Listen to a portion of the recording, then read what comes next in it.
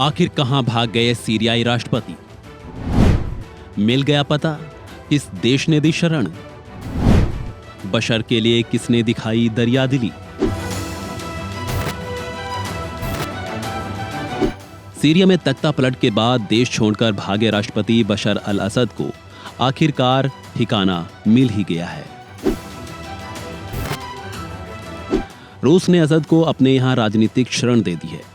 जी हां, सीरिया में बशर सरकार को सपोर्ट करने वाले पुतिन ने असद और उनके परिवार को लेकर बड़ी दरियादिली दिखाई और राजनीतिक शरण दे दी है। पहले अटकलें लगाई जा रही थी कि असद के विमान का रडार से संपर्क टूट गया है, जिसको लेकर विमान के क्रैश होने की आशंका भी जताई जा रही थी। लेकिन अब बशर अल असद के रूस पहुंचने की पुष्टि हो गई है। उधर सेना ने असद के देश छोड़ने की पुष्टि करते हुए कहा है कि राष्ट्रपति की सत्ता अब खत्म हो चुकी है। तो राजधानी समेत सरकारी संस्थानों पर विद्रोहियों ने कब्जा भी कर लिया है।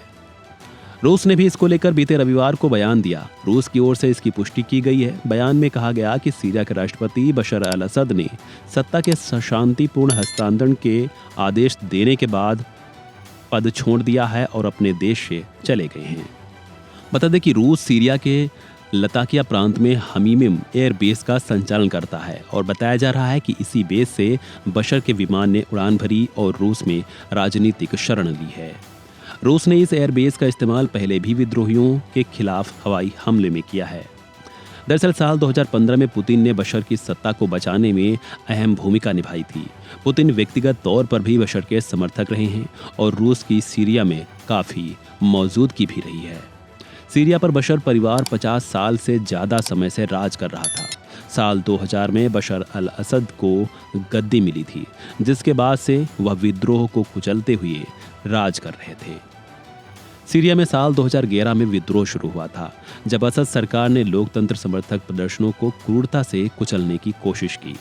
यह संघर्ष धीरे धीरे गृहयुद्ध में बदल गया और जिसमें असद सरकार के खिलाफ कई विद्रोही गुट भी खड़े हो गए।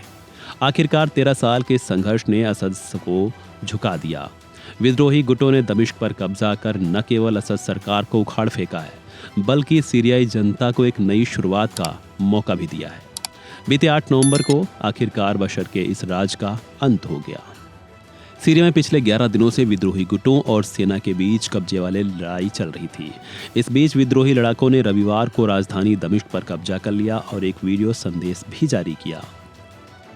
वहीं असद के देश छोड़ने के बाद सीरियाई पीएम ने विद्रोहियों को सत्ता सौंपने का प्रस्ताव दिया है।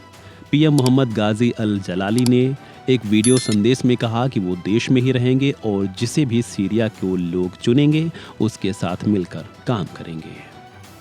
बहरहाल बशर अल असद अब रूस की शरण में जा चुके हैं। सीरिया में हुए इस घटनाक्रम को लेकर आप क्या सोचते हैं? कमेंट बॉक्स में दीजिए अपनी राय। फिलहाल इस वीडियो में इतना ही। खबरों से जुड़े अपडेट्स के लिए बने रहें वन इंडिया हिंदी के साथ।